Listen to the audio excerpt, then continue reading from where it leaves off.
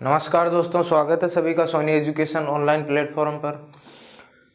दोस्तों, पॉलिटी विषय में हम भारतीय संविधान के अंतर्गत प्रमुख आयोगों की श्रेणी पढ़ रहे थे। उसमें हमने अपनी पिछली क्लास में नीति आयोग के बारे में अध्ययन किया था। योजना आयोग एनडीसी नीति आयोग कंप्लीट कर लिया था। आज हम पढ़ेंगे राष्ट्रीय मानवाधिकार आयोग। राष्ट्रीय मानवाधिकार आयोग।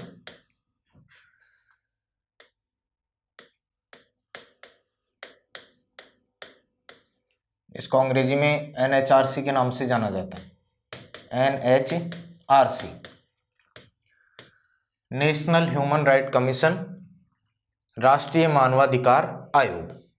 अब देखिए, मानवाधिकार भी क्या होते हैं। व्यक्ति को मानव होने के नाते जो अधिकार प्राप्त होते हैं वो कहलाते हैं मानवाधिकार। मानवाधिकार किसी राज्य, किसी देश या राष्ट्र की सीमा के अंतर्गत बंधे हुए नहीं होते हैं। ये इनकी सर्वव्यापक अवधारणा होती है, यानी सर्वव्यापक भूमिका होती है मानवाधिकारों की। एक मनुष्य होने के नाते मनुष्य को जो अधिकार प्राप्त होते हैं वो कहलाते हैं मानवाधिकार। तो दुनिया भर में मानवाधिकार जो दिवस है वो मनाया जाता है 10 दिसंबर को। क्यों भाई? 10 दिसंबर 1948 को संयुक्त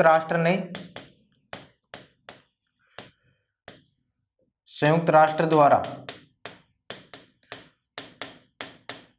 मानवाधिकारों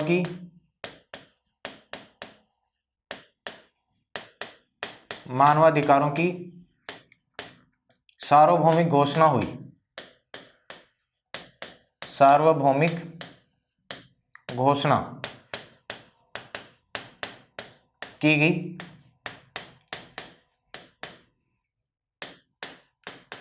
यूएनडीएचआर, united nation declaration human rights. तो 10 दिसंबर 1948 को पहली बार दुनिया भर में अंतर्राष्ट्रीय संगठन है संयुक्त राष्ट्र संघ, उसके द्वारा मानवाधिकारों की सार्वभौमिक घोषणा की गई। इस कारण 10 दिसंबर को दुनिया भर में अंतर्राष्ट्रीय मानवाधिकार दिवस के रूप में मनाया जाता है।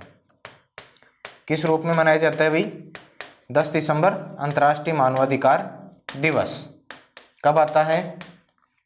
10 दिसंबर को आता है।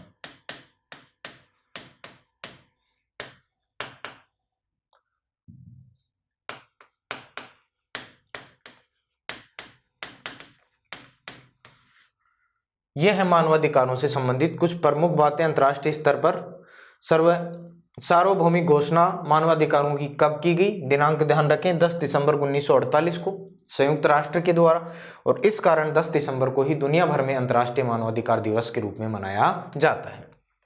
बात करते हैं अपनी राष्ट्रीय मानवाधिकार आयोग की। हमारे भारत में राष्ट्रीय मानवाधिकार आयोग की आवश्यकता क्यों पड़ी? मानवाधिकारों से संबंधित जन जागरूकता लाने के लिए, मानवाधिकारों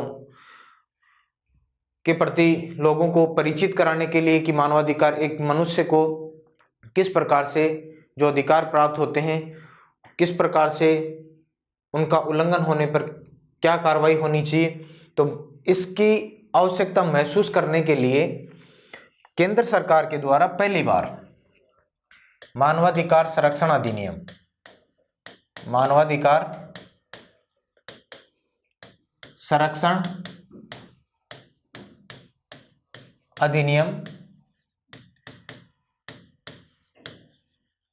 1993 पारित किया गया। केंद्र सरकार के द्वारा पहली बार protection of human right act 1993 पारित किया गया। और ये कब लागू हुआ या प्रभावी हुआ? तो 28 सितंबर 1993, 28 सितंबर 1993 को ये अधिनियम क्या हुआ भाई? पारित हुआ।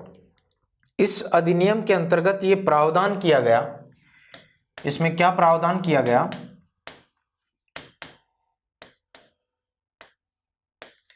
प्रावधान किया गया इस अधिनियम के अंतर्गत कि राष्ट्रीय स्तर पर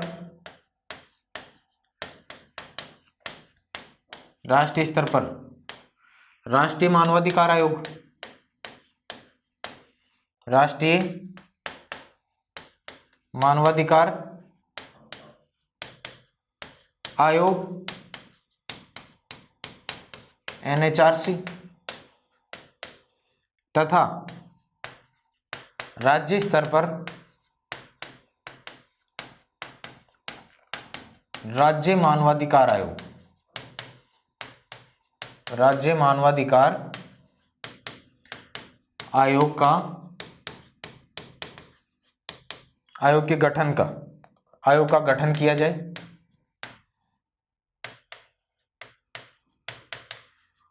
गठन का प्रावधान किया गया भाई। तो केंद्र सरकार के द्वारा मानवाधिकार संरक्षण अधिनियम 1993 पहली बार पारित किया गया, protection of human right act. ये लागू हुआ 28 सितंबर 1993 को। इसके अंतर्गत क्या प्रावधान किया गया कि राष्ट्रीय स्तर पर एक राष्ट्रीय मानवाधिकार आयोग होना चाहिए पूरे देश का, NHRC, और तथा राज्य स्तर पर एक राज्य मानवाधिकार, प्रत्येक राज्य में राज्य स्तर पर SHRC, state human right commission का गठन किया जाए, उसका प्रावधान किया जाना चाहिए। ये तय हुआ इस एक्ट के माध्यम से। अब देखिए, अधिनियम पारित किया तो आप इस जो राष्ट्रीय मानवाधिकार आयोग है, NHRC है, इसको आप कैसी संस्था मान सकते हैं भाई? एक वैधानिक संस्था। कैसी संस्था है? एक वैधानिक संस्था, या इसके लिए आप ये शब्द इस्तेमाल कर सकते हैं, सांविधिक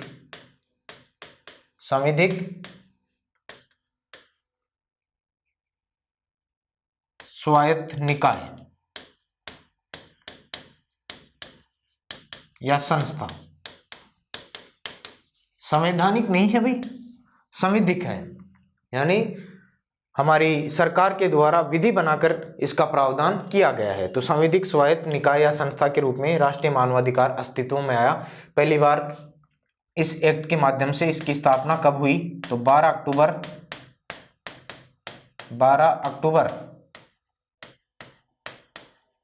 1993 को राष्ट्रीय मानवाधिकार आयोग की स्थापना कब हुई भाई? 12 अक्टूबर 1993 को पहली बार हुई थी। संविधिक या वैधानिक संस्था के रूप में इसको जाना जाता है। अब देखिए, इसकी संरचना के बारे में अध्ययन करते हैं। राष्ट्रीय मानवाधिकार आयोग की संरचना, तो संरचना के बारे में आप ध्यान रखेंगे भाई, इसमें एक अध्यक्ष होता है। अभी पिछले वर्ष ही protection of human right act में संशोधन किया गया और सदस्यों की संख्या में वृद्धि कर दी गई, एक अध्यक्ष प्लस 12 सदस्य। ठीक है, ये कब जोड़ा गया भाई? संशोधन किया गया 2019 में। उसके अंतर्गत 12 सदस्य और एक अध्यक्ष का प्रावधान किया गया था। तो वर्तमान समय में राष्ट्रीय मानवाधिकार आयोग में एक अध्यक्ष और 12 सदस्य होते हैं। अब देखिए, इनके लिए योग्यता क्या होती है? इनके लिए योग्यता अध्यक्ष के लिए क्या योग्यता होगी?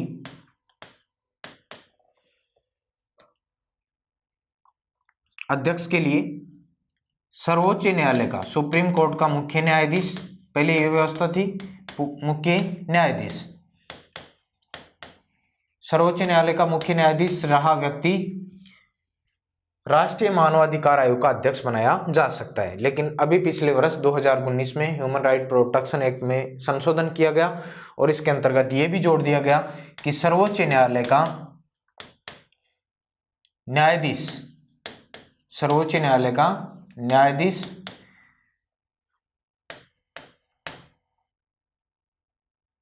रहा व्यक्ति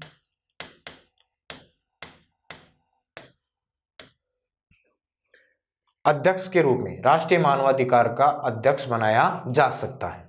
पहले केवल यही था, सर्वोच्च न्यायालय का मुख्य न्यायाधीश ही क्या बनाया जा सकता था भाई? राष्ट्रीय मानवाधिकार आयोग में अध्यक्ष बनाया जा सकता था। 2019 में ये प्रावधान भी कर दिया गया है कि सर्वोच्च न्यायालय का न्यायाधीश भी राष्ट्रीय मानवाधिकार आयोग में क्या बनाया जा सकता है, अध्यक्ष बनाया जा सकता है। तो दोनों बातें आपको ध्यान में रखनी है। अध्यक्ष की योग्यता हो गई, सर्वोच्च न्यायालय का मुख्य न्यायाधीश या सर्वोच्च न्यायालय का कोई अन्य न्यायाधीश रहा व्यक्ति अध्यक्ष बनाया जा सकता है। बात करें सदस्यों की योग्यता के संदर्भ में, सदस्यों की योग्यता,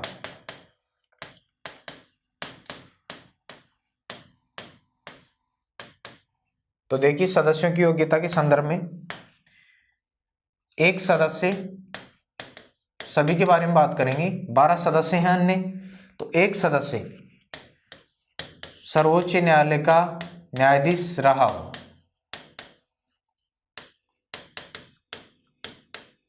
हो, या रह चुका हो, एक ही बात है। एक सदस्य की नियुक्ति, ऐसे एक सदस्य की नियुक्ति राष्ट्रीय मानवाधिकार आयोग में की जाएगी जो सर्वोच्च न्यायालय का न्यायाधीश रह चुका हो। इसके अलावा एक सदस्य किसी उच्च न्यायालय, हाई कोर्ट का मुख्य न्यायाधीश, चीफ जस्टिस, मुख्य न्यायाधीश रह चुका हो।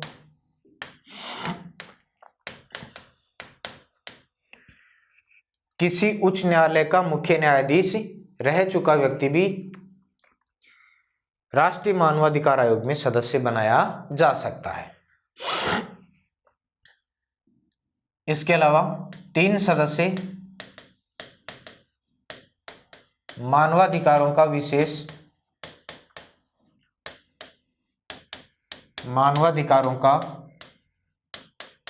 विशेष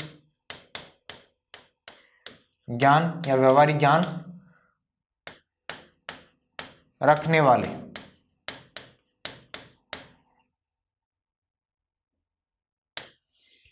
तीन सदस्य ऐसे होते हैं जो मानवाधिकारों का व्यवहारिक ज्ञान रखते हों, विशेष ज्ञान उनको मानवाधिकारों के संदर्भ में होना चाहिए भाई।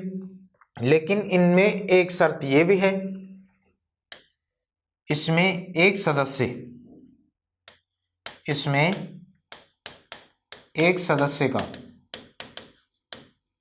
सदस्य महिला होना आवश्यक है, और वर्तमान में है भी भाई। ज्योतिका कालरा वर्तमान में महिला सदस्य के रूप में राष्ट्रीय मानवाधिकार आयोग में सदस्य हैं। तो 3 सदस्य आप जान गए होंगे मानवाधिकारों का विशेष ज्ञान रखने वाले, इसमें एक सदस्य का महिला होना जरूरी है। वर्तमान में एक सदस्य महिला है भी भाई, ज्योतिका कालरा। ये हो गए कुल कितने, 5 सदस्य। 5 सदस्य हो गए, बच गए 7 सदस्य। तो यहाँ पर शेष 7 सदस्य निम्न आयोगों के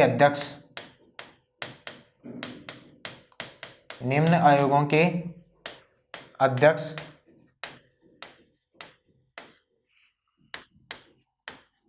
एनएचआरसी में पदेन सदस्य होते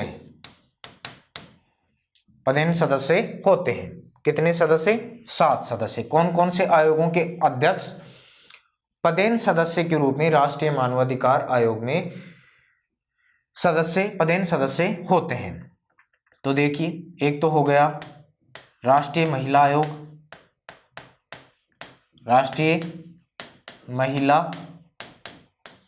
आयोग की अध्यक्ष, इसमें पदेन सदस्य के रूप में काम करेगी रेखा शर्मा, वर्तमान में है। राष्ट्रीय अल्पसंख्यक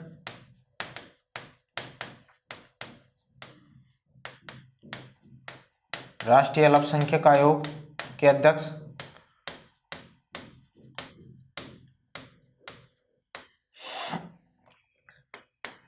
राष्ट्रीय अनुसूचित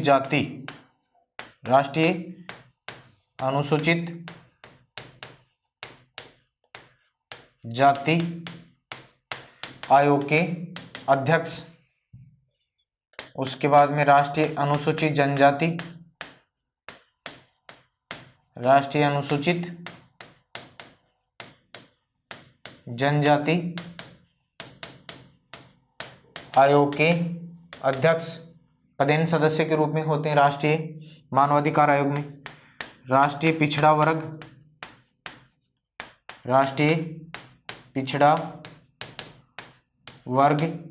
ओबीसी आयोग, राष्ट्रीय पिछड़ा वर्ग आयोग के अध्यक्ष।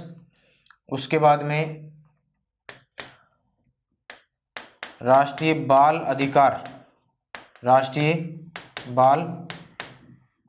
पिछड़ा वर्ग आयोग के वर्तमान अध्यक्ष, भाई ध्यान रख लेना, भगवान लाल साहनी है।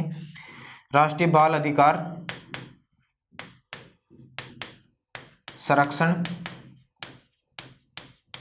आयोग के अध्यक्ष वर्तमान में प्रियंक कानूनगो हैं। पहले स्तुति नारायण कक्कड़ थी, वर्तमान में श्रीमान प्रियंक कानूनगो हैं राष्ट्रीय बाल अधिकार संरक्षण आयोग के अध्यक्ष। और एक होता है दिव्यांगजन मुख्य आयुक्त। तो हो गए होंगे शायद भाई 7 मेरे ख्याल से।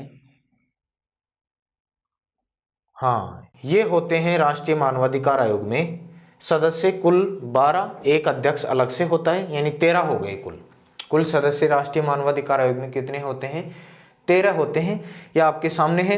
अध्यक्ष के लिए योग्यता होती है कि वो सर्वोच्च न्यायालय का मुख्य न्यायाधीश या सर्वोच्च न्यायालय का न्यायाधीश, ये व्यवस्था नई जोड़ी गई है 2019 में, रहा व्यक्ति होना चाहिए, उसकी नियुक्ति अध्यक्ष के रूप में की जाती है।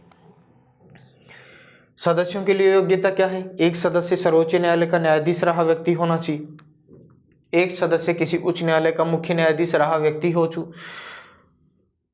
उच्च न्यायालय का मुख्य न्यायाधीश रह चुका व्यक्ति हो। 3 सदस्य मानवाधिकारों का विशेष ज्ञान रखने वाले व्यक्ति होंगे, जिसमें एक सदस्य महिला होना आवश्यक है। एक महिला सदस्य वर्तमान में है भी भाई, ज्योतिका कालरा। और बच गए 7 सदस्य, वो निम्न आयोगों के अध्यक्ष यहाँ पर पदेन सदस्य के रूप में होते हैं। यानी ये इन आयोगों के अध्यक्ष राष्ट्रीय मानवाधिकार आयोग में सदस्य के रूप में होते हैं पदेन सदस्य।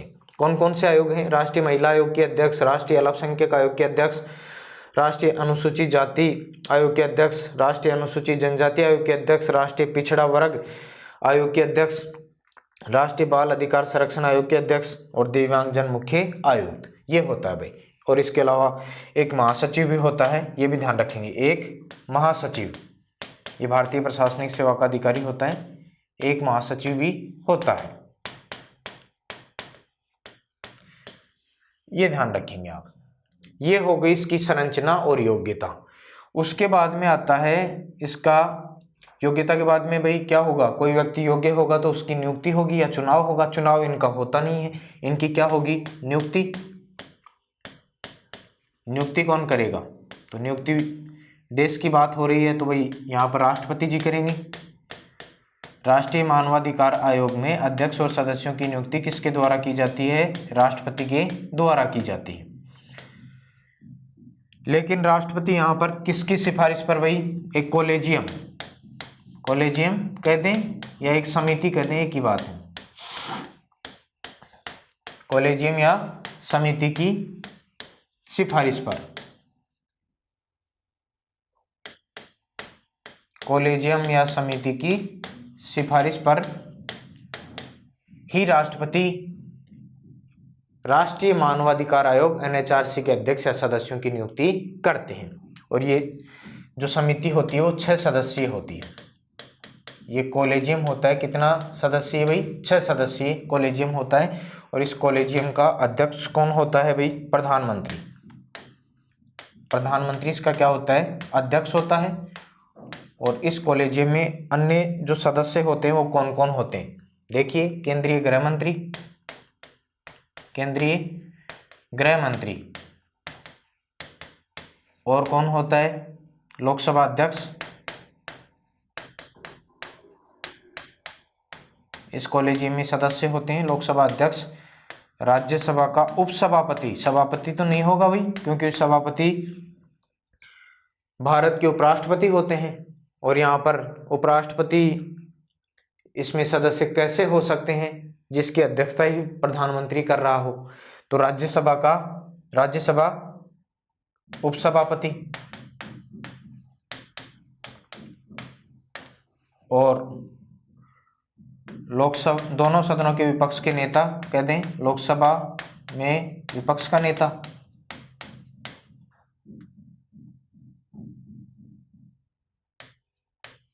विपक्ष का नेता, और ठीक वही राज्यसभा में विपक्ष का नेता। ये 6 सदस्य होते। इस 6 सदस्यीय समिति की सिफारिश पर भारत का राष्ट्रपति सदस्यों अध्यक्ष की क्या करता है भाई, नियुक्ति करता है। कॉलेजियम में ध्यान रखेंगे कितना सदस्य कॉलेजियम या समिति होती है भाई, 6 सदस्यीय। अध्यक्षता कौन करता है, जिसकी प्रधानमंत्री, यानी प्रधानमंत्री के नेतृत्व वाले 6 सदस्यीय समिति की सिफारिश पर राष्ट्रपति के द्वारा नियुक्ति की जाती है, जिसमें केंद्रीय गृह मंत्री शामिल होते हैं, लोकसभा अध्यक्ष शामिल होते हैं, राज्यसभा का उपसभापति शामिल होता है, लोकसभा और राज्यसभा दोनों सदनों में विपक्ष के नेता इसमें शामिल होते हैं। यह हो गया कॉलेजियम। नियुक्ति हो गई भाई। नियुक्ति के बाद में क्या होता है, कार्यकाल होगा।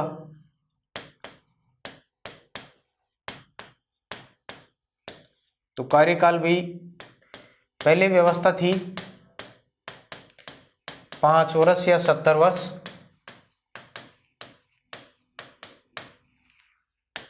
की आयु, जो भी पहले हो, जो भी पहले हो। और हाल ही में 2019 में संशोधन किया गया। इसमें 2019 में संशोधन करके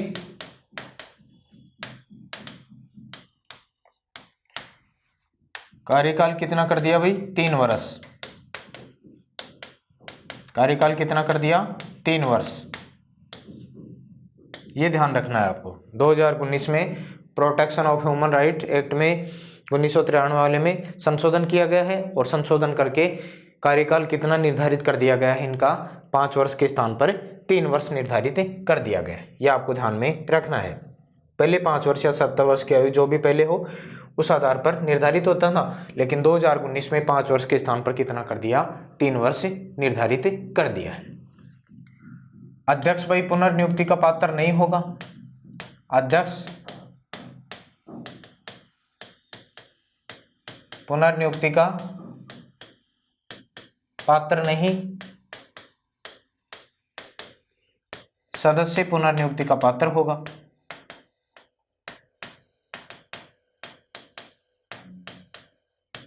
सदस्य पुनर्नियुक्ति का पात्र होगा, लेकिन कार्यकाल ध्यान में रखना होगा भाई, 3 वर्ष से ज्यादा नहीं होना चाहिए।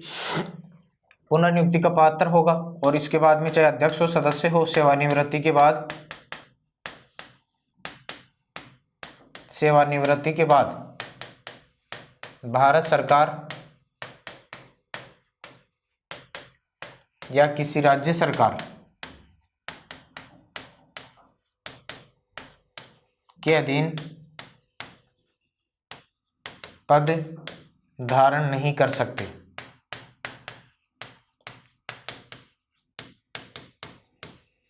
तो ये शर्त भी ध्यान रखेंगे।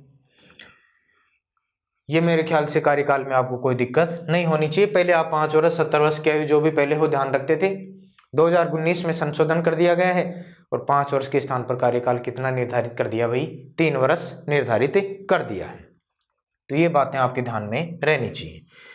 उसके बाद में ये भी ध्यान रख लें, वेतन भत्ते सेवा शर्तें, वेतन भत्ते, पेमेंट अलाउंस, सर्विस कंडीशन, सेवा शर्तें, ये कौन तय करता है भाई, केंद्र सरकार तय करती है। केंद्र सरकार तय करती है।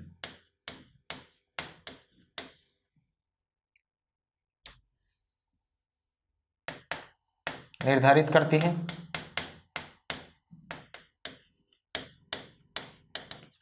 यानी इनकी वेतन भत्ते सेवा शर्तों का निर्धारण किसके द्वारा किया जाता है, केंद्र सरकार के द्वारा किया जाता है। उसके बाद में अगर मान लीजिए त्यागपत्र देना हो तो किसको देंगे, जाहिर सी बात है जिन्होंने नियुक्ति की उसी को अपना त्यागपत्र सौंपेंगे, राष्ट्रपति जी को। अगर कार्यकाल के बीच में पद से हटाना हो,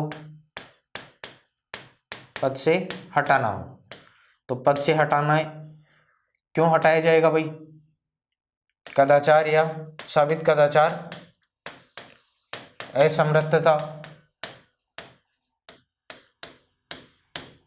की स्थिति में, साबित कदाचार या असमर्थता की स्थिति में सर्वोच्च न्यायालय की जांच के आधार पर राष्ट्रपति जी करवाएंगे जांच,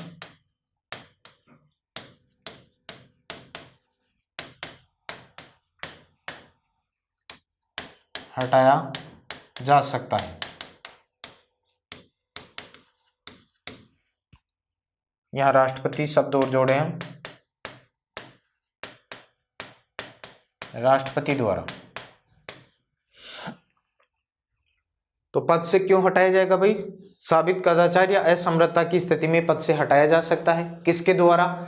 राष्ट्रपति जी के द्वारा। राष्ट्रपति जी सर्वोच्च न्यायालय से जांच करवाएंगी और जांच के आधार पर अगर जो आरोप लगाए गए हैं वो सही पाए जाते हैं तो राष्ट्रपति क्या करता है?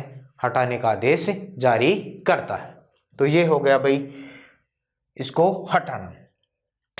एक बात रह गई भाई हमारी, एनएचआरसी का मुख्यालय कहाँ है? तो ये नई दिल्ली में है। मुख्यालय कहाँ है भाई? नई दिल्ली,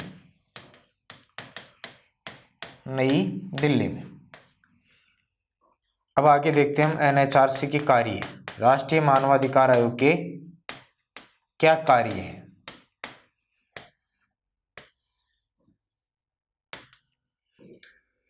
पहले आप इसको रिपीट करें।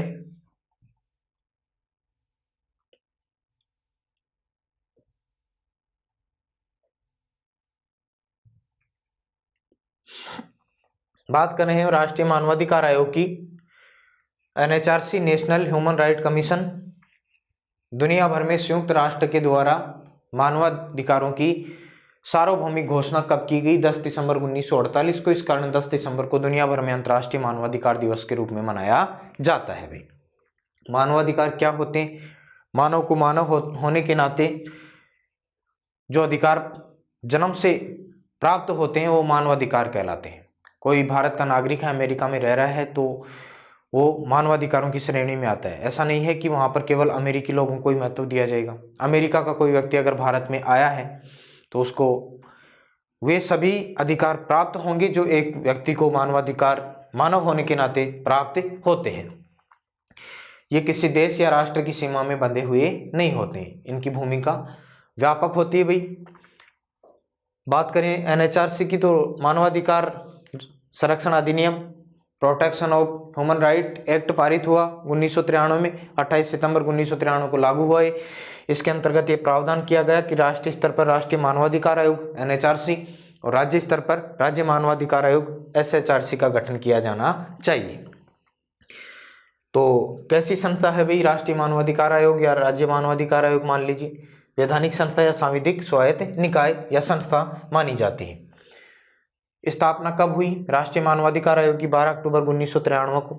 संरचना की बात करें तो इसमें एक अध्यक्ष और 12 सदस्य होते हैं। इनकी योग्यता के बारे में बात करें तो 2-3 बार हम इसके बारे में जिक्र कर चुके हैं भाई, अच्छे से ध्यान में आ भी गया होगा। अध्यक्ष सर्वोच्च न्यायालय का मुख्य न्यायाधीश या सर्वोच्च न्यायालय का कोई न्यायाधीश रहा व्यक्ति अध्यक्ष के पद पर नियुक्त किया जा सकता है। यह व्यवस्था 2019 में जोड़ी गई है। सदस्यों के लिए योग्यता यह है कि एक सदस्य सर्वोच्च न्यायालय का न्यायाधीश रह चुका व्यक्ति हो, एक सदस्य किसी उच्च न्यायालय का मुख्य न्यायाधीश रह चुका व्यक्ति हो, 3 सदस्य मानवाधिकारों का विशेष ज्ञान रखने वाले व्यक्ति हो, जिसमें एक सदस्य का महिला होना आवश्यक है। वर्तमान में एक महिला सदस्य है भी भाई, ज्योतिका कालरा। शेष जो बच गए 7 सदस्य निम्न आयोगों के अध्यक्ष पदेन सदस्य होते हैं राष्ट्रीय मानवाधिकार आयोग में। राष्ट्रीय महिला आयोग, राष्ट्रीय अल्पसंख्यक आयोग, राष्ट्रीय अनुसूचित जाति आयोग, अनुसूचित जनजाति आयोग, ओबीसी आयोग, राष्ट्रीय बाल अधिकार संरक्षण आयोग, इन सभी के अध्यक्ष और दिव्यांगजन मुख्य आयुक्त। इसके अलावा भारतीय प्रशासनिक सेवा का अधिकारी एक महासचिव भी होता है। नियुक्ति राष्ट्रपति एक कॉलेजियम की सिफारिश पर करते हैं, एक समिति की सिफारिश पर करते हैं। ये समिति 6 सदस्यीय होती है जिसमें प्रधानमंत्री अध्यक्ष होते हैं और केंद्रीय गृह मंत्री, लोकसभा अध्यक्ष, राज्यसभा का उपसभापति, लोकसभा में विपक्ष का नेता, राज्यसभा में विपक्ष का नेता, ये सदस्य के रूप में शामिल होते हैं। कार्यकाल पहले 3 वर्ष या 70 वर्ष की आयु जो भी पहले हो निर्धारित था। वर्तमान में क्या है तो वर्तमान में निर्धारित कर दिया 2019 में 3 वर्ष। अध्यक्ष पुनर्नियुक्ति का पात्र नहीं होता है, सदस्य पुनर्नियुक्ति का पात्र होगा, लेकिन सेवानिवृत्ति के बाद में भारत सरकार या किसी राज्य सरकार के अधीन पद धारण नहीं कर सकते। वेतन भत्ते सेवा शर्तें केंद्र सरकार निर्धारित करती है। त्यागपत्र अपना राष्ट्रपति जी को देंगे। अगर कार्यकाल के बीच में पद से हटाना हो तो साबित कदाचार या अक्षमता की स्थिति में, असमर्थता की स्थिति में राष्ट्रपति द्वारा सर्वोच्च न्यायालय से जांच करवाई जाती है। सर्वोच्च न्यायालय अगर जांच में जो आरोप हैं वो सही पाए जाते हैं तो उसके पश्चात ये प्रतिवेदन राष्ट्रपति जी को देंगे। राष्ट्रपति फिर हटाने का आदेश जारी करते हैं। एनएचआरसी का मुख्यालय कहाँ है? नई दिल्ली। एनएचआरसी के कार्य क्या क्या हैं भाई, उनके बारे में हम यहाँ पर अध्ययन करते हैं। राष्ट्रीय मानवाधिकार आयोग का कार्य क्या है? तो पहली बात, मानवाधिकारों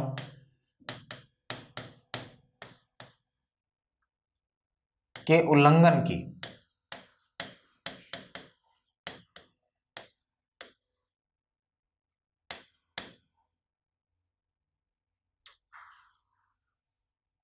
किसी लोक सेवक या संस्था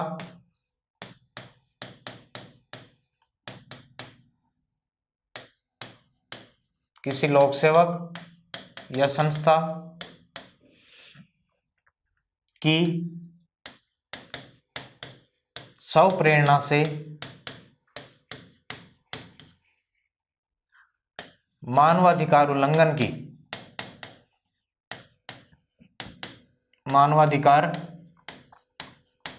की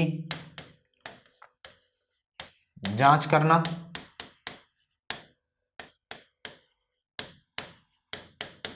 मानवाधिकार आयोग का प्रमुख कार्य यह होता है कि स्वतः संज्ञान लेता है, स्वप्रेरणा से किसी भी लोक सेवक या संस्था की मानवाधिकार उल्लंघन की जांच कर सकता है कि किसी लोक सेवक के मानवाधिकारों का उल्लंघन हुआ है, उसके किसी संस्था के मानवाधिकार का उल्लंघन हुआ है, उसकी जांच कर सकता है राष्ट्रीय मानवाधिकार आयोग।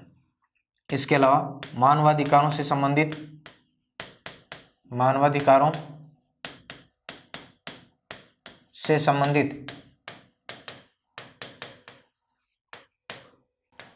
अनुसंधान को बढ़ावा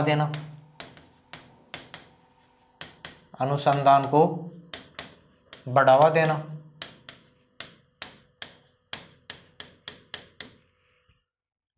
ये प्रमुख कार्य है किसका भाई? एनएचआरसी का। किसी लोक सेवक संस्था की स्वप्रेरणा से मानवाधिकार उल्लंघन की जांच कर सकता है। मानवाधिकारों से संबंधित अनुसंधान को बढ़ावा देना, ज़्यादा से ज़्यादा मतलब अन्वेषण कार्य, ज़्यादा से ज़्यादा अनुसंधान हो, मानवाधिकार किसी व्यक्ति के मानवाधिकारों का उल्लंघन हो रहा है या नहीं हो रहा है, इससे संबंधित बातें। इसके बाद में मानवाधिकारों से संबंधित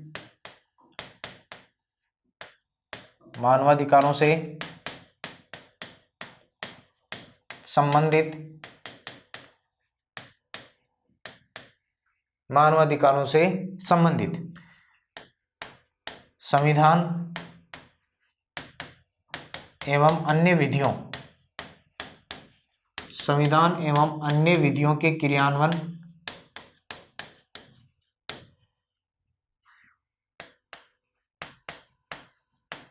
पर निगरानी रखना,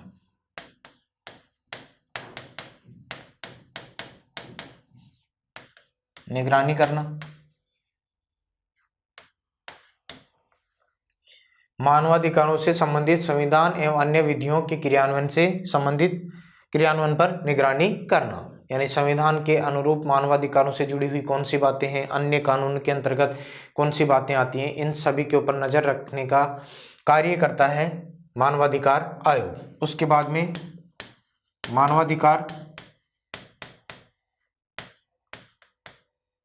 मानवाधिकारों का किसी लोक सेवक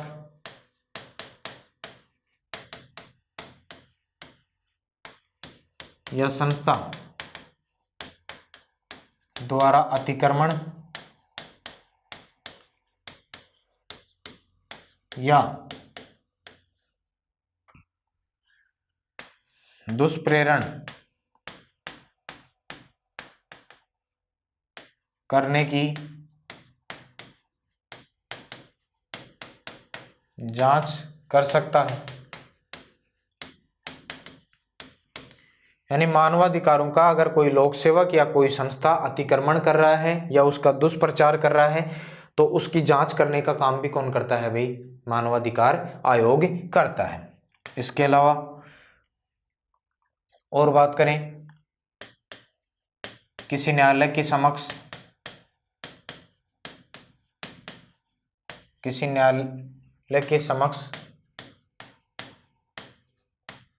लंबित किसी न्यायालय के समक्ष लंबित किसी कार्यवाही में किसी न्यायालय के समक्ष लंबित किसी कार्यवाही में जिसमें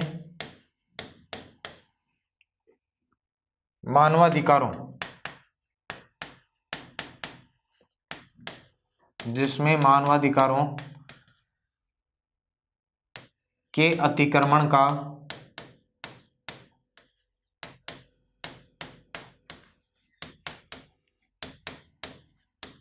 कोई प्रश्न या कोई कथन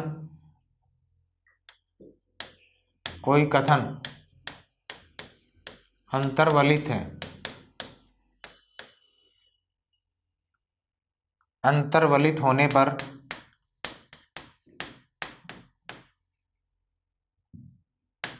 न्यायालय के अनुमोदन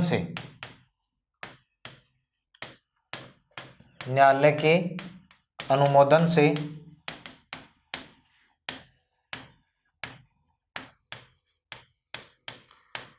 उसके बीच में मध्यक्षेप करना है, यानी हस्तक्षेप करेगा। न्यायालय अगर कहेगा तो मानवाधिकार आयोग उसमें जरूर क्या करेगा भाई? हस्तक्षेप करेगा। मान लीजिए किसी न्यायालय के सामने ऐसी कोई कार्यवाही लंबित चल रही हो जिसमें मानवाधिकारों के अतिक्रमण का कोई प्रश्न, कोई सवाल अंतर्वलित है, कोई सवाल निहित है, कोई सवाल पाया जाता है मानवाधिकारों के अतिक्रमण का, तो न्यायालय अगर मानवाधिकार आयोग को कहता है तो न्यायालय के अनुमोदन से उसके बीच में क्या करेगा भाई? कार्रवाई करेगा। कौन? मानवाधिकार आयोग। इसके अलावा और क्या बातें हैं?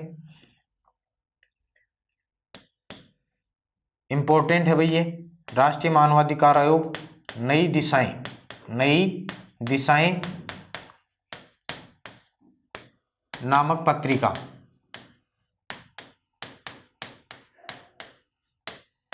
निकालता है, जिसमें मानवाधिकारों से जुड़ी हुई जो बातें हैं वो हमारे सामने आती हैं। जन जागरूकता फैलाने का कार्य ये भी जोड़ सकते हैं आप भाई, मानवाधिकारों से संबंधित।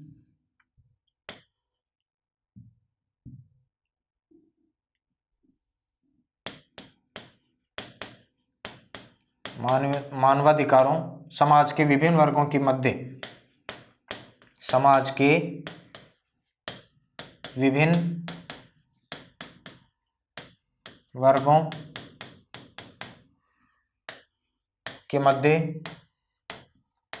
मानवाधिकारों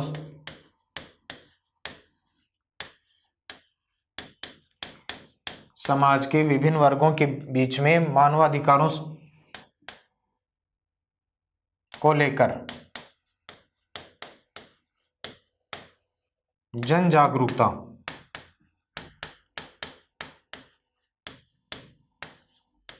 को बढ़ाना। मानवाधिकारों को लेकर जन जागरूकता बढ़ाने का कार्य करता है कौन? राष्ट्रीय मानवाधिकार आयोग समाज के विभिन्न वर्गों के बीच में। इसके अलावा मानवाधिकारों से जुड़े गैर सरकारी संगठनों को, काफी ज्यादा एनजीओ वगैरह होते हैं, उनको प्रोत्साहन देना।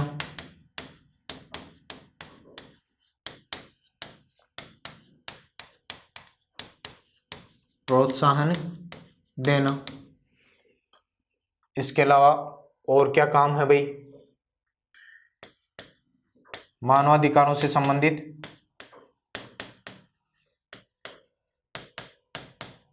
मानवाधिकारों से संबंधित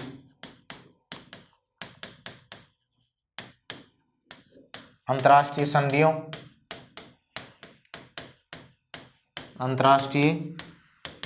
और नियमों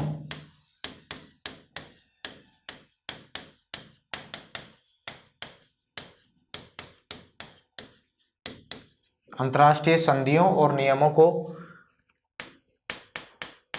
लागू करवाने के लिए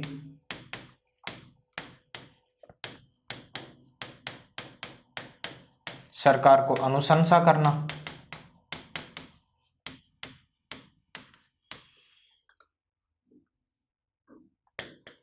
और मानवाधिकारों को लेकर समय समय पर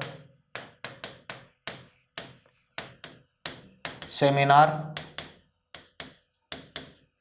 आयोजित करवाना, सेमिनार संगोष्ठियां वगैरह आयोजित करवाता है मानवाधिकार आयोग। तो भाई काफी हो गए मेरे ख्याल से।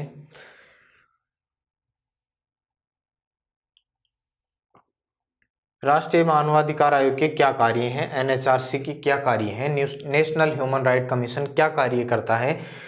तो स्व प्रेरणा से किसी लोक सेवक संस्था की मानवाधिकार उल्लंघन की जांच कर सकता है, शिकायत संबंधी सुनवाई कर सकता है, मानवाधिकारों से संबंधित अनुसंधान को निरंतर बढ़ाने का प्रयत्न करता है राष्ट्रीय मानवाधिकार आयोग। इसके अलावा मानवाधिकारों से संबंधित संविधान और अन्य विधियों के क्रियान्वयन पर निगरानी करने का कार्य करता है कि क्या कार्य संविधान के द्वारा मानवाधिकारों के संदर्भ में या कानूनों के संदर्भ में क्या क्या कार्य मानवाधिकारों के लिए किया जा रहा है। मानवाधिकारों का किसी लोक सेवक संस्था द्वारा अतिक्रमण अगर कर लिया जाता है या दुष्प्रेरण कर लिया जाता है तो उसकी जांच करता है। किसी न्यायालय के सामने अगर कोई ऐसी कार्रवाई लंबित हो जिसमें मानवाधिकारों के अतिक्रमण का कोई प्रश्न शामिल है तो न्यायालय के अनुमोदन से उसके बीच में मध्यक्षेप करेगा मानवाधिकार आयोग। नई दिशाएं नामक पत्रिका निकालता है, समाज के विभिन्न वर्गों के बीच में मानवाधिकारों को लेकर जन जागरूकता को बढ़ाना इसका कार्य है। मानवाधिकारों से जुड़े गैर सरकारी संगठनों को प्रोत्साहन देने का कार्य करता है। मानवाधिकारों से संबंधित अंतर्राष्ट्रीय संधियों और नियमों को लागू करवाने के लिए अनुशंसा करना ये भी किसका कार्य है, मानवाधिकार आयोग का। मानवाधिकारों को लेकर समय समय पर सेमिनार आयोजित करवाने का कार्य है राष्ट्रीय मानवाधिकार आयोग का भी। उसके बाद में और क्या बातें हैं, ये हैं कार्य। इसके अलावा एनएचआरसी की शक्तियां क्या हैं, एनएचआरसी यानी राष्ट्रीय मानवाधिकार आयोग की शक्तियां क्या हैं।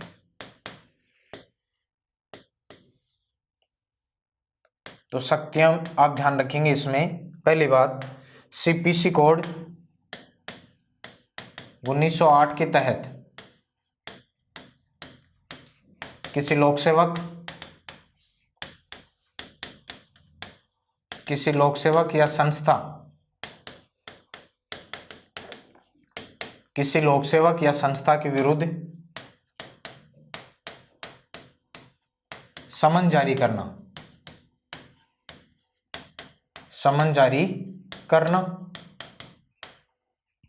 इसके अलावा और क्या काम है, शिकायत से संबंधित दस्तावेज प्राप्त करना।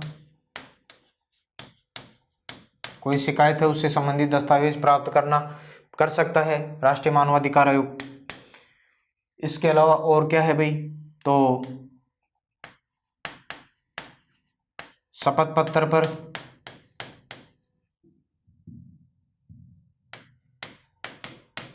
गवाही ले सकता है, व्यक्तिगत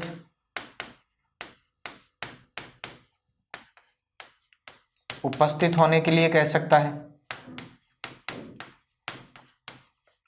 व्यक्तिगत रूप से उपस्थित होने के लिए कह सकता है। और क्या है, किसी न्यायालय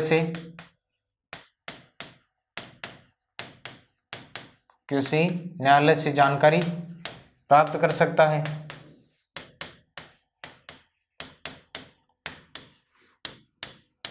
अभिलेख प्राप्त कर सकता है किसी न्यायालय से। इसके अलावा किसी संस्था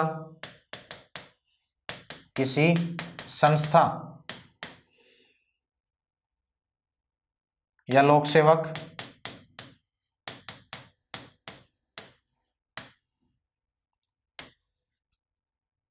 किसी संस्था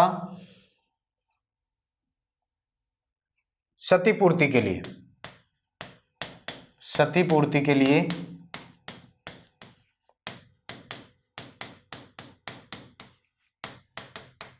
किसी संस्था या सरकार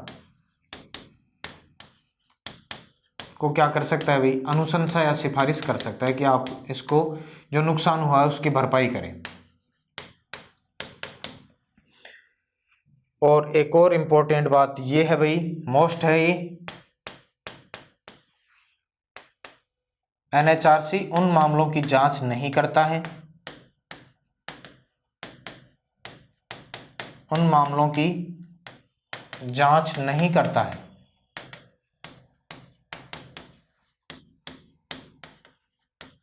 जिन्हें घटित हुए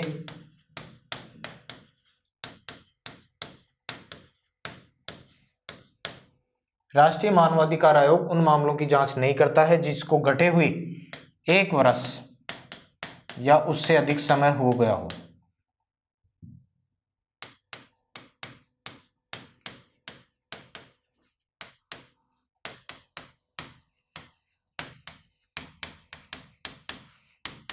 यानी 1 वर्ष पुराने मामलों की जांच मानवाधिकार आयोग, चाहे वो सेंटर का हो चाहे वो स्टेट का हो, बिल्कुल नहीं करता है भी।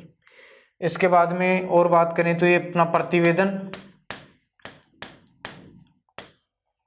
प्रतिवेदन किसको देगा भाई, तो प्रतिवेदन राष्ट्रपति जी को ही देंगे।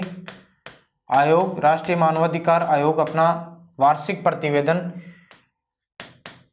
किसको देते हैं, राष्ट्रपति को देते हैं। और राष्ट्रपति फिर क्या करते हैं, संसद के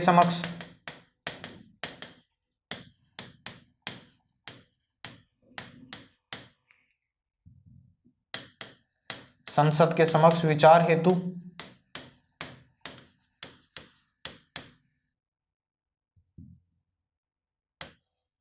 रखवाएगा। इसकी बजाय आप ये शब्द लिखें, प्रस्तुत करेगा।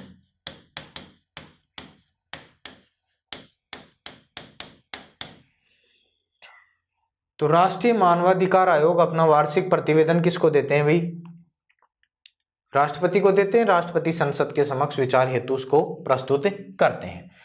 तो यहाँ तक आपको शायद मेरे ख्याल से कोई दिक्कत नहीं होनी चाहिए। जो कार्य हमने पढ़े हैं, जो शक्तियाँ पढ़ी हैं, अगर यहाँ पर आप आसानी से इसको पढ़ेंगे तो राज्य मानवाधिकार आयोग जब हम पढ़ेंगे तो वहाँ पर आप इन चीज़ों को वापस रिपीट करने की आवश्यकता होगी, याद करने की आवश्यकता नहीं होगी। क्या, क्योंकि जो चीज़ें हम देश में पढ़ रहे हैं वही एक राज्य में लागू हो जाती हैं। तो यहाँ आसानी से अगर इन चीज़ों को एक बार आप कठिनाई से याद भी कर लेंगे तो फिर आपको राज्य मानवाधिकार आयोग, जब हम राजस्थान मानवाधिकार आयोग पढ़ेंगे तो उसमें आपको काफ़ी सरलता या आसानी हो जाएगी। ये प्रतिवेदन हो गया। उसके बाद में आगे हम बात करें भाई एनएचआरसी की। एनएचआरसी यानी राष्ट्रीय मानवाधिकार आयोग और उसके समक्ष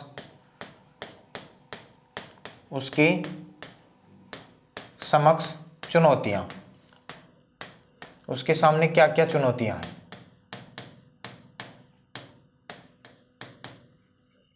राष्ट्रीय मानवाधिकार आयोग और उसके सामने क्या क्या चुनौतियां हैं। तो पहली बात तो ये आ जाती है भाई कि एनएचआरसी यानी राष्ट्रीय मानवाधिकार आयोग की कार्यसीमा से सैन्य बलों को अलग रखा गया है। सैन्य बलों को क्या किया गया है, अलग रखा गया है।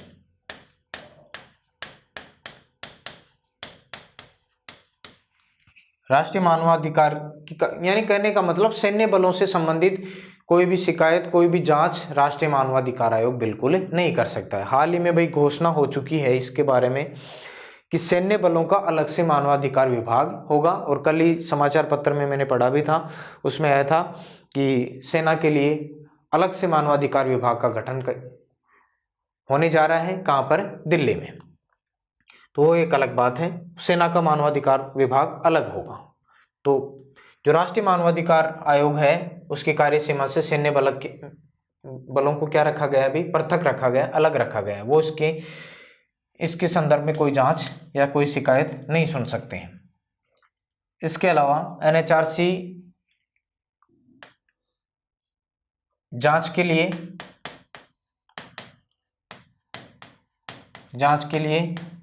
विशेष प्रभावी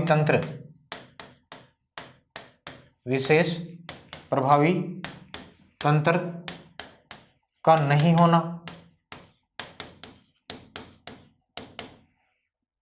जांच के लिए एनएचआरसी के पास में कोई विशेष प्रभावी तंत्र नहीं है भाई, तो ये भी इसके सामने एक बड़ी चुनौती है। इसके अलावा एनएचआरसी का सलाह देने का काम है, सलाहकारी प्रवृत्ति की संस्था है एनएचआरसी, सलाहकारी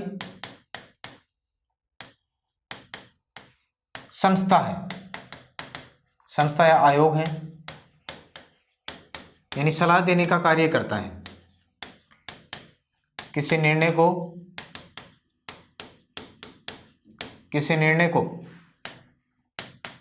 लागू करने के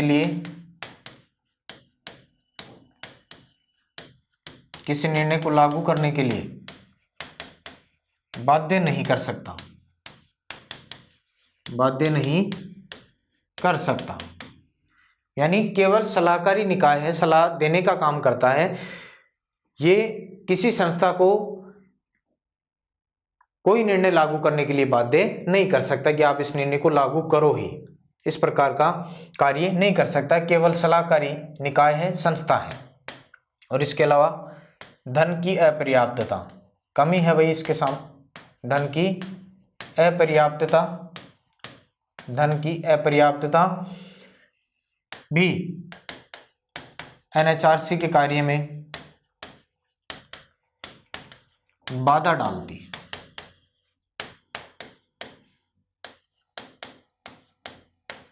नुकसान पहुंचाती है धन की कमी। तो ये ध्यान रखेंगे, समय पर कार्मिकों के पद भी अगर भरे जाएं रिक्त रहते हैं, ये भी एक बड़ी चुनौती है इसके सामने।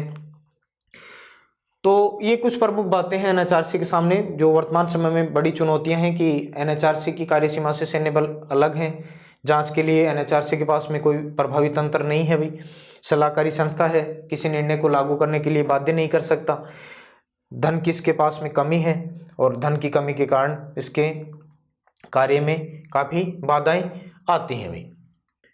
तो ये बातें आपके ध्यान में रहनी चाहिए इसके सामने चुनौतियों की। तो एनएचआरसी यानी राष्ट्रीय मानवाधिकार आयोग के प्रमुख अध्यक्ष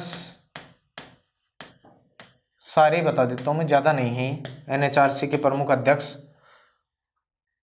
अभी तक कौन कौन बने हैं? तो प्रथम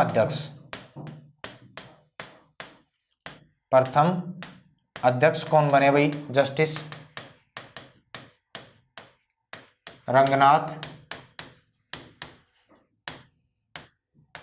रंगनाथ मिश्र।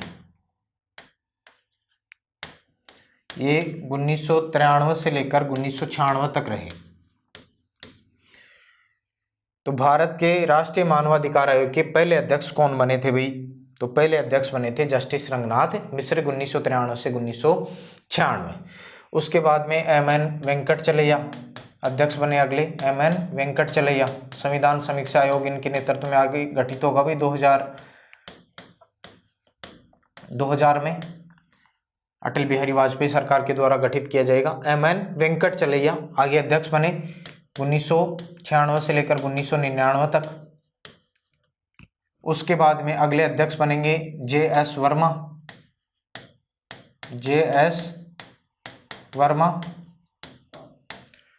1999 से 2003 तक इनका कार्यकाल होगा। जेएस वर्मा के बाद में एएस आनंद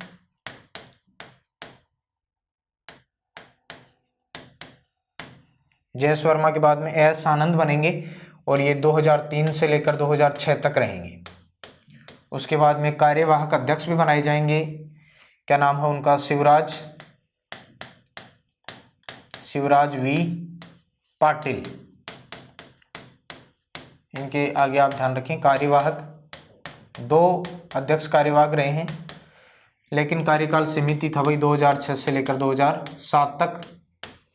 उसके बाद में एस राजेंद्र बाबू अध्यक्ष बने, ये 2007 से लेकर 2009 तक। उसके बाद में पुनः कार्यवाहक आ जाएंगे गोविंद प्रसाद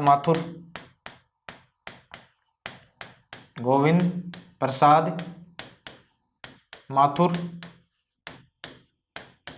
कार्यवाहक 2009 से लेकर 2010 तक ही रहेंगे। उसके बाद में आएंगे भाई केजी बालकृष्णन, सर्वोच्च न्यायालय के मुख्य न्यायाधीश रह चुके हैं भाई, प्रथम दलित केजी बालकृष्णन।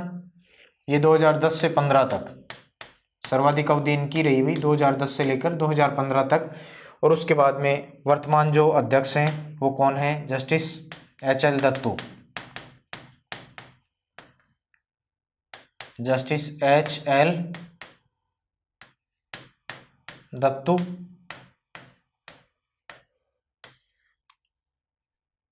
ये 2016 से लेकर 2020 इनका कार्यकाल भी पूरा हो चुका है। वर्तमान में कोई नई नियुक्ति हुई नहीं है इनके स्थान पर। तो वर्तमान में आप इन्हीं को ध्यान रखें और करंट में आप पढ़ते रहें, ध्यान में रखें फैक्ट। आगे इनके स्थान पर जो कोई बने तो उनका नाम आप नीचे लिखें। तो ये राष्ट्रीय मानवाधिकार आयोग के वर्तमान तक अध्यक्ष बने हैं। पहले अध्यक्ष जस्टिस रंगनाथ मिश्र और अंतिम अध्यक्ष जस्टिस HL दत्तू 2016 से 2020। जस्टिस HL दत्तू ने, इनके बारे में ये भी ध्यान रखना है, इन्होंने 2017 में मानवाधिकार आयोग को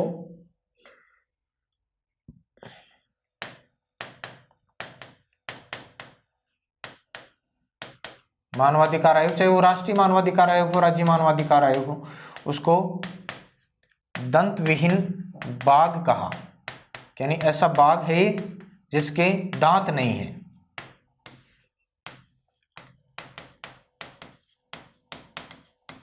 तो इनके बारे में ये फैक्ट भी आपको ध्यान रखना है। 2017 में जस्टिस HL दत्तू ने राष्ट्रीय मानवाधिकार आयोग या राज्य मानवाधिकार आयोग को किसकी संज्ञा दी है? एक दंत विहीन बाघ की संज्ञा दी है, क्योंकि इसके पास में भाई सीमित कार्य हैं, कार्मिकों की इसके पास में कमी है, फंड की कमी होती है, वित्तीय संसाधन उपलब्ध नहीं करवाए जाते हैं इसको ज़्यादातर, इसकी कोई प्रभावी अन्वेषण एजेंसी नहीं है, सरकार इसकी रिपोर्ट को गंभीरता से नहीं लेती है। कई कारण हैं जिसके कारण इसको दंत विहीन बाघ की संज्ञा जस्टिस HL दत्तू के द्वारा दी गई है। तो मेरे ख्याल से आपको ये चीज़ें ध्यान में रहनी चाहिए भाई। ये मैंने आपको यहाँ कार्य बता दिए थे। कार्यों के बाद में शक्तियाँ, CPC 1908 के तहत किसी लोक सेवक या संस्था के विरुद्ध समन जारी करने का पावर है किसके पास में? NHRC के पास में। शिकायत मिलने पर उससे संबंधित दस्तावेज प्राप्त करने की शक्ति है। शपथ पत्र पर गवाही ले सकता है NHRC। व्यक्तिगत रूप से उपस्थित होने के लिए कह सकता है कोई भी संस्था या कोई भी लोक सेवक को। किसी न्यायालय से जानकारी प्राप्त कर सकता है, कोई भी अभिलेख मांग सकता है। क्षतिपूर्ति के लिए किसी संस्था या सरकार को अनुशंसा कर सकता है। तो ये सारे पावर्स हैं। इसमें एक विशेष बात ये भी ध्यान रखेंगे, राष्ट्रीय मानवाधिकार आयोग हो चाहे राज्य मानवाधिकार आयोग हो, उन मामलों की जांच नहीं करते हैं जिन्हें घटित हुए 1 वर्ष या उससे अधिक का समय हो गया हो। प्रतिवेदन अपना राष्ट्रपति जी को देते हैं और राष्ट्रपति जी फिर संसद के समक्ष विचार हेतु उसको प्रस्तुत करते हैं। NHRC और उसके समक्ष वर्तमान समय को देखते हुए किस प्रकार की चुनौतियां हैं? तो राष्ट्रीय मानवाधिकार आयोग की कार्यसीमा से सैन्य बल अलग है भाई। हाल ही में सरकार के द्वारा इसकी घोषणा कर दी गई है कि सैन्य बलों का अलग से मानवाधिकार विभाग होगा, जल्दी इसका गठन होने वाला है। जांच के लिए विशेष प्रभावी तंत्र नहीं है इसके पास में, ये एक सलाहकारी निकाय है भाई। इस किसी निर्णय को लागू करने के लिए बाध्य नहीं कर सकता है। धन की इसके पास में कमी रहती है जो इसके कार्य में काफी बाधा डालती है। एनएचआरसी के अभी तक अध्यक्ष कौन बने हैं? तो पहले अध्यक्ष जस्टिस रंगनाथ मिश्र बने 1993 जब स्थापना हुई उससे 1996 तक। एम.एन. वेंकटचलैया अगले अध्यक्ष बने 1999 तक। जे.एस. वर्मा 2003 तक अध्यक्ष रहे। ए.एस. आनंद 2003 से 6 तक रहे। फिर शिवराज वी पाटिल कार्यवाहक अध्यक्ष बने 2006 से 7 तक। एस. राजेंद्र बाबू 2007 से 2009 तक अध्यक्ष रहे।